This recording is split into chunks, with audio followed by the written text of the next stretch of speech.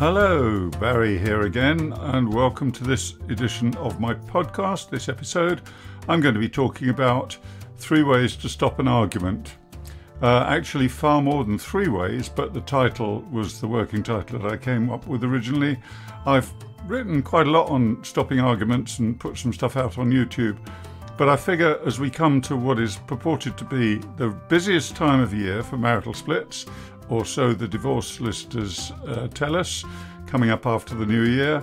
And I feel very strongly that it can be avoided. There are a number of reasons for avoiding arguing if you can, and I'll be covering those. I'll also be talking about 3 things you can do together, which are the most important ones in the relationship.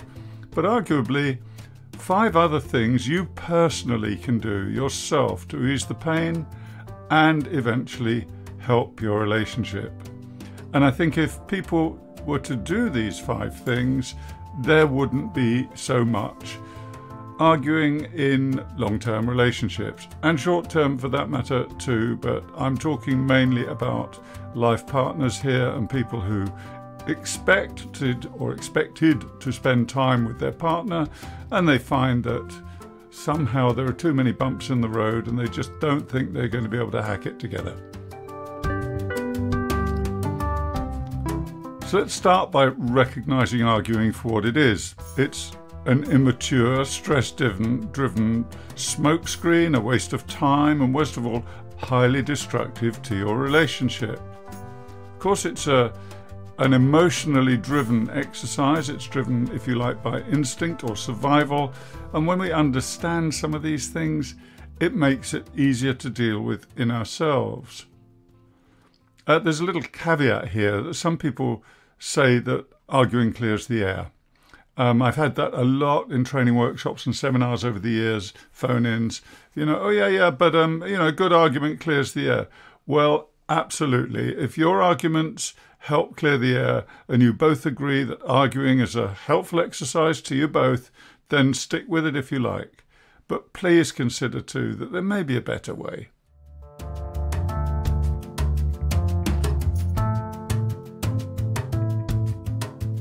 On the surface, it might seem that arguments are the biggest cause of relationship breakdown. They certainly contribute, but they're generally a harmful symptom rather than the cause of any breakdowns. And by the way, repeated behaviour like arguing simply reinforces the habit. In other words, the more you argue, the more it becomes your default position, the easier it is to access that habit. Think about this. When you're in love, when you were in love, if you can remember those times, everything was rosy. It was very hard to be unpleasant to your partner, and it promoted loving feelings and it promoted loving behaviour. Well, hurtful and hateful thoughts do the same thing in the opposite direction. So repeating the behaviour, whatever it is, simply makes it easier to access. And destructive arguing is something that you really want to get a handle on to be able to control, because it doesn't show you up as in a good light personally, and it does your relationship harm. Now, a lot of people say at this point, yes, but it's not me, it's my partner, they're always arguing. Well, it takes 2 to start an argument, only takes 1 to stop it. And if there are things wrong in the relationship that need addressing, that need sorting out, even if you are eventually going to split, isn't it better to do it civilly for your own well-being, for your own levels of stress and your own functioning, rather than going hammer and tongs at each other, hurt, in pain, insulting, demeaning, and trying to put down the other person and win something which is actually unwinnable. So as I said, destructive arguing has some common patterns. Recognizing these patterns is the first step to breaking free from them. And the first of these is we rehash the past. You can't change the past, so why keep bringing it up? Staying stuck in the past prevents you from enjoying the present, and it stops you moving forward. If there is something in the past that needs sorting out, it needs sorting out, that's fine. Shouting isn't the way to do it. A second common pattern in domestic disputes is not being present. It's easy to zone out during an argument. We all do it. And in fact, that's part of the problem. I won't go into the deeper psychology of this at the moment, but you effectively go into your own bubble where you're no longer hearing the other person and you're being driven by a primitive form of instinct to attack, defend yourself and attack, rather than actually being present in the conversation. You get into this "we've been here before and here we go again" cycle. Puts you both into a trance, puts you both on edge, and you can't really pay attention to each other. If you notice this happening, pull yourself out of it. Calm down, and when you have a proper grown-up conversation where you can each give the other your full attention. Every relationship has its taboos. These are hot topics that become no-go areas because you don't feel safe discussing them. But either because they do get mentioned or because they're lying just below the surface, these unmentionable subjects cause arguments. The fourth pattern is cross-complaining. This is so common and so pointless, but most people don't spot that they're doing it. Cross-complaining happens when one of you mentions a grievance, and instead of responding by listening and discussing it, the other person flings back a counter-complaint about something unrelated to the original complaint. "You always leave wet towels on the floor," might be answered with, "Well, you never help me clear the table when we've eaten in the evening," and so forth. Either way, it's not going to take you anywhere but into an increasingly escalating conversation, or else pulling apart and sulking, stonewalling, or worst case scenario, somebody walks out and slams the door. And the fifth common pattern is feeling unheard. Really, this could be number one. Listening effectively is the first step to effective communication. Feeling unheard is also the main cause of people yelling at each other. Think about it for a moment. There's no need to shout if you know the other person is hearing you. But when we sense that we're not being heard, our voice begins to get a little higher, we begin to speak a little more loudly, a little faster, and you know the rest. The way to break that cycle is, of course, by listening, and I'll talk about that in a moment.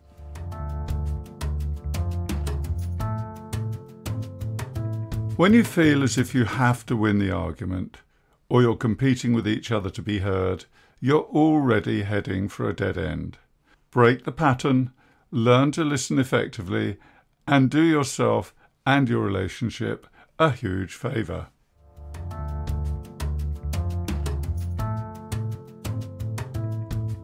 So I mentioned at the beginning there are 5 things you personally can do, never mind the other person.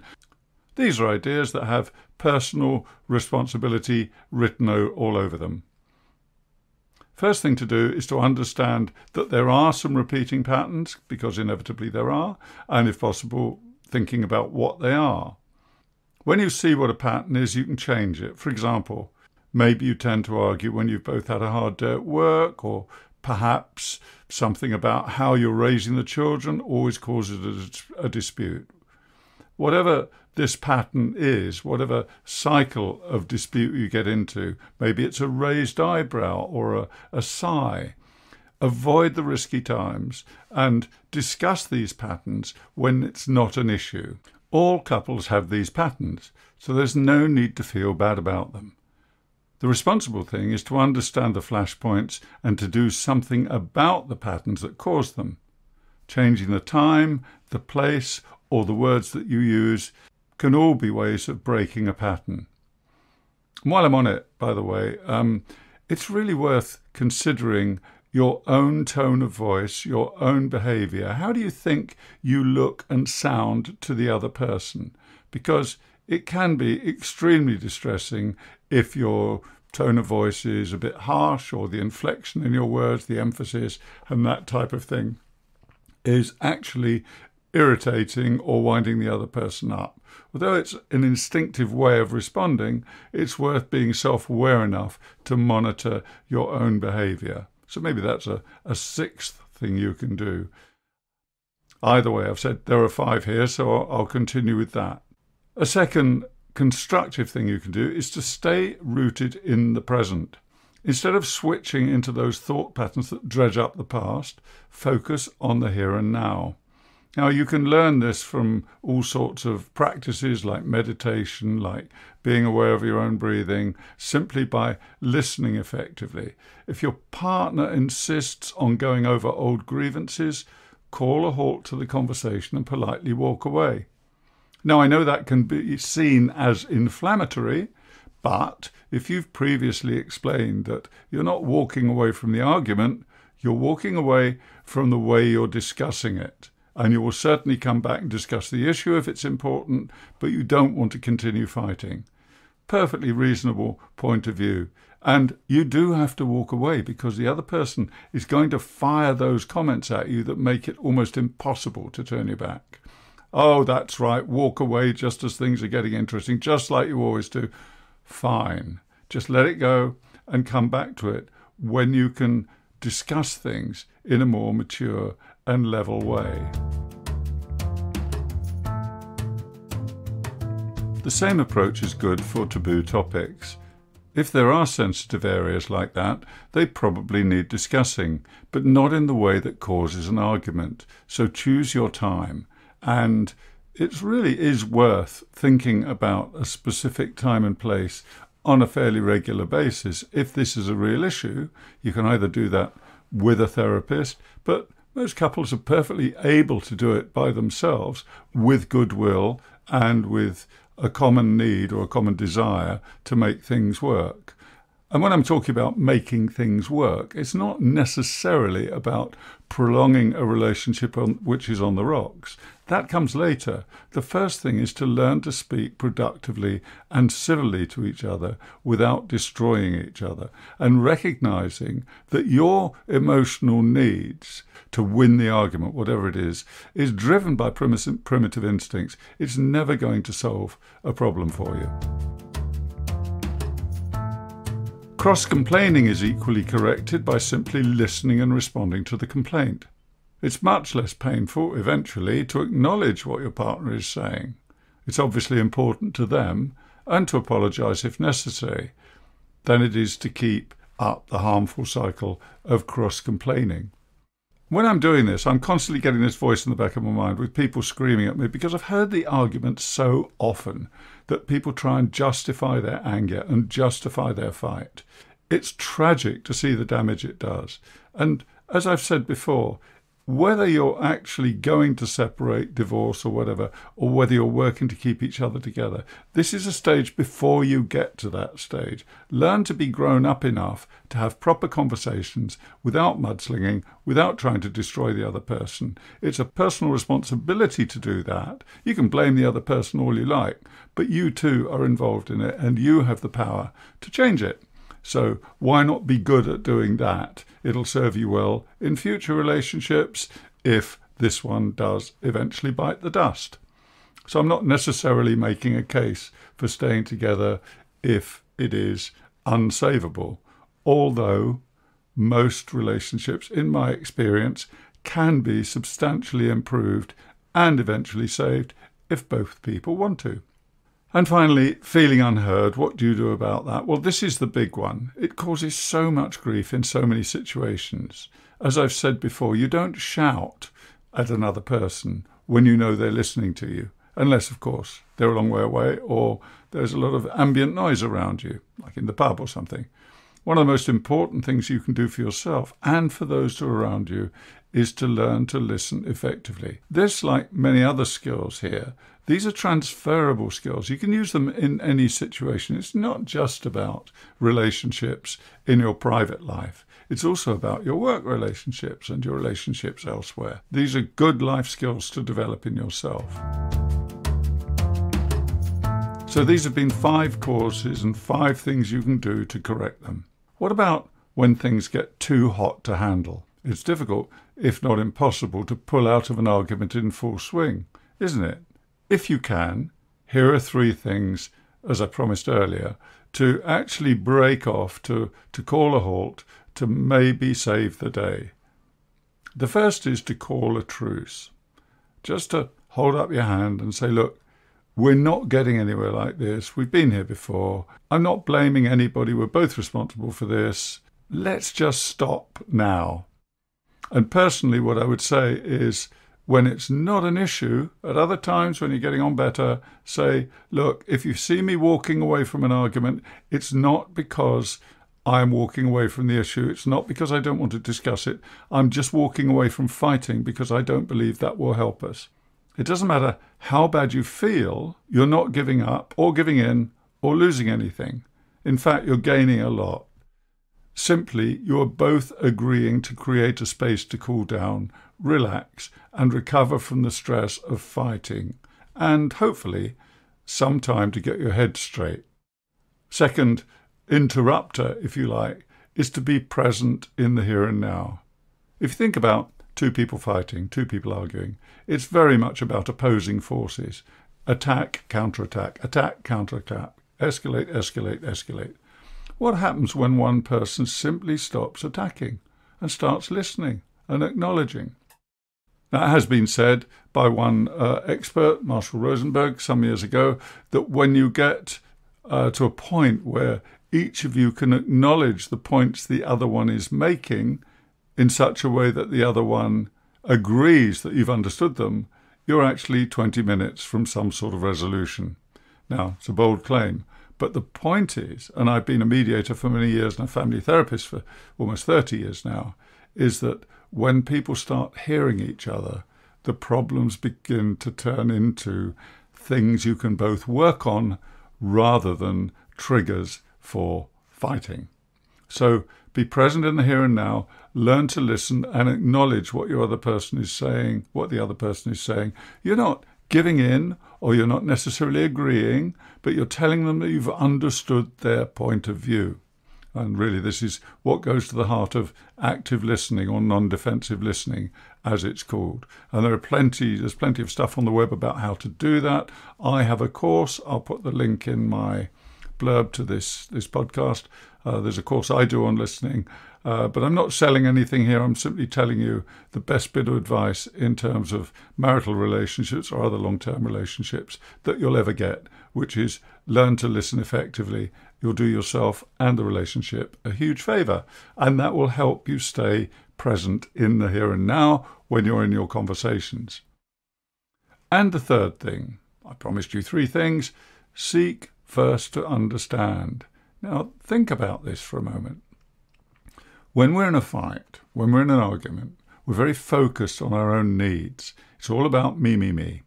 And it's all about getting our point across to the other person and waiting to see an indication that they've heard us, they've understood us, they agree with us.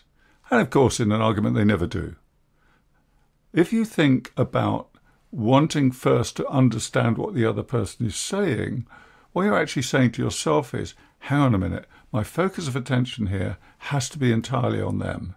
Subtle point here, but you're then focusing on something outside yourself, which actually is a soothing mechanism anyway, because it gives you a point of focus. Hear their words, listen to the level of emotion, see what you can achieve together, be grateful for what you achieve together, build on the positives, aim to be the best people you can in your behaviour towards each other. Now, I know this seems like a tall order in the middle of a fight, but it is possible. I've seen it done. Of course, I do it myself because naturally I never have domestic disputes, apart from the few domestic disputes I have.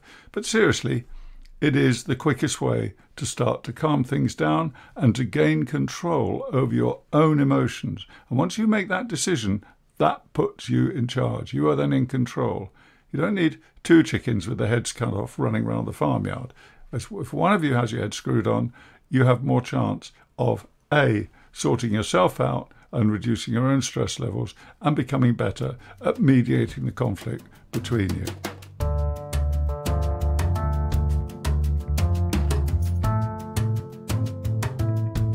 Now, I've covered quite a lot of ground here, and I don't want this to drag on and on and on. You can always email me if you have any questions, and that's info@barrywinbolt.com. As I say in all these podcasts, I'm very happy to respond to that.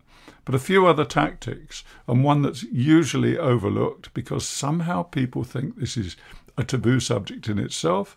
Apologize. Say you're sorry for the argument. You're not apologizing for being responsible. I'm sorry we argued. I'm sorry you feel that way. I regret that we've come to this point. Show sincerely that you care and make the point that you are at least contrite for your part in the dispute. As I've said, walk away, another point, always worth knowing about. Best if you've laid the ground first. Don't wait for the other person to thank you for walking away. They probably won't if they're angry. You just have to go and take the insults with it, but it will give a break to the argument, which isn't going to solve anything. Learn to handle your own stress levels. If you're calm, you're going to be much better able to handle conflict. And conflicts arise in all relationships. The problem here isn't conflict. The problem is how we're discussing the disagreement. And because couples don't have an agreed mechanism for discussing things, which is both respectful and solution-focused and helping them to come to some sort of useful compromise so that it doesn't tear the relationship apart. And underlying that, as I've often said, is somebody's needs somewhere. And there may be needs that arose in another relationship or in their upbringing. Not asking you to be an analyst, but just recognize that if you stay in the here and now, you learn how to handle your own stress, then you'll be better at doing this whole process. Above all, and this is a key point in personal development, but aim to be a person you can be proud of.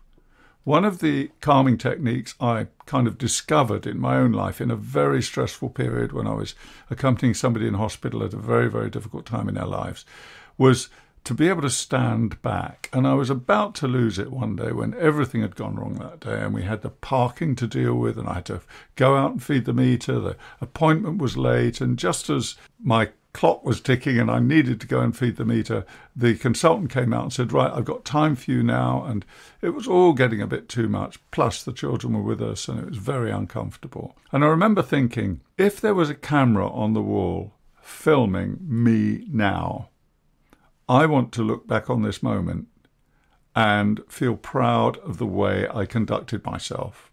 So it was entirely a personal exercise, but it pulled me back from the brink. I didn't want my kids to see their dad losing it. I didn't want to let my partner down.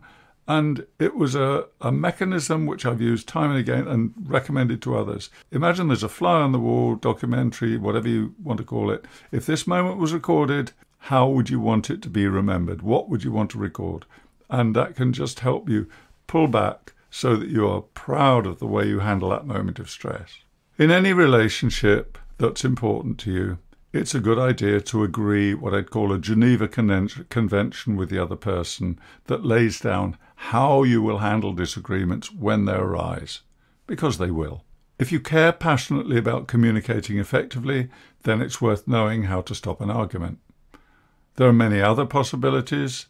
For example, here are 3 I'm coming to in a moment, but I hope I've given you a flavour of some of the main possibilities here now.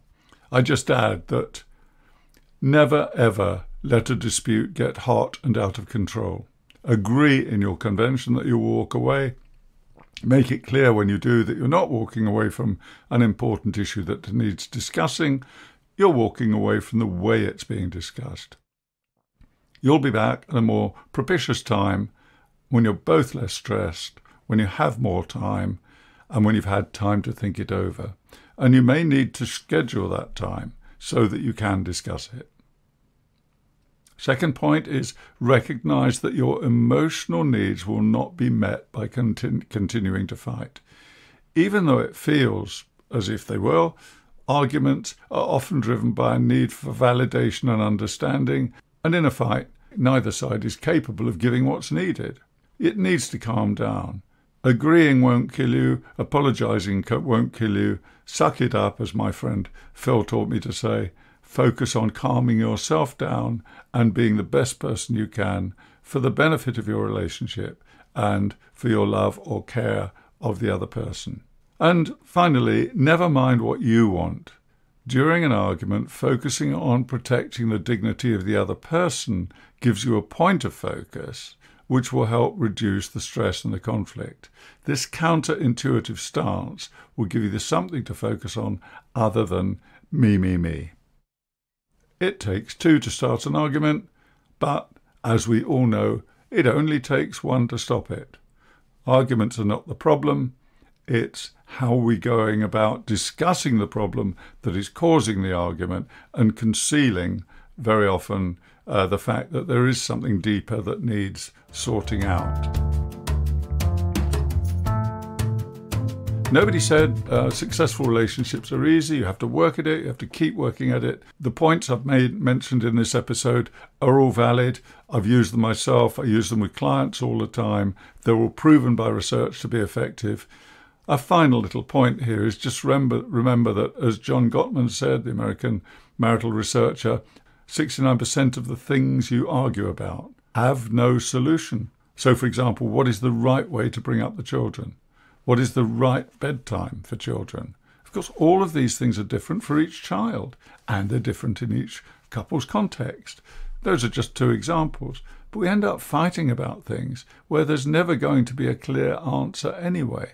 It's probably a waste of time to argue for reasons completely other than the fact that it destroys your relationship eventually. And above all, it makes you so damned unhappy. So move on, grow up, get past it, and learn to be a mature and responsible partner, and hopefully your partner can follow your example. If it has to bite the dust, if the relationship really has to end, it doesn't have to be done acrimoniously. It can be done at least civilly. Nobody is happy at times like that, but you don't have to spend your time point scoring and attacking the other person and fending off their attacks against you.